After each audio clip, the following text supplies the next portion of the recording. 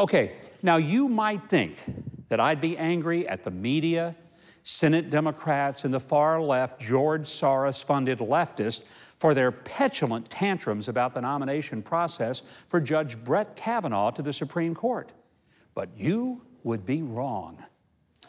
The biased media, the pink hat-wearing resistance, and the congressional Democrats, especially those on the Senate Judiciary Committee, have done something, well, I wasn't sure could be done. They have awakened and shaken people across America to realize how important their vote really is in November. I mean, until a few days ago, there was somewhat of a lethargy among conservatives, independents, and Republicans, and most political observers were predicting a blue wave that would give control of the House and Senate to the Democrats. Well, not anymore. The vile and vicious actions toward Judge Kavanaugh and his family, and the utterly disingenuous game playing to delay the decision by demanding more information, only to ignore it when received, has surely shown fair-minded citizens all across the political spectrum that having Chuck Schumer, Nancy Pelosi, Dianne Feinstein, and Maxine Waters in charge of the legislative branch would be disastrous. So let's be clear.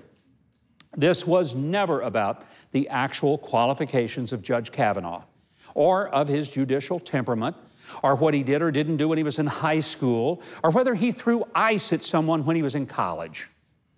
It was because of the fear that he might be a swing vote to change the evil ruling of 1973 that said it's okay to kill a baby in its mother's womb, even up to the very moment of birth.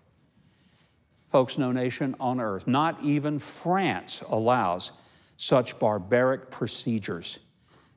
And there isn't even a clear indication that such a case would appear before the court again, or that Judge Kavanaugh would rule to overturn Roe v. Wade. And even if it were overturned, it does not end abortion. It just leaves the decision to regulate it with the states instead of the federal government.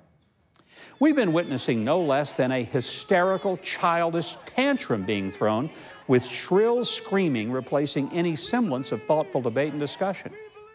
Now, when my grandchildren, who are all 7 years old or younger, pitch a hissy fit to get their way, they go to time out. Come Election Day, I think we need to put some politicians in time out.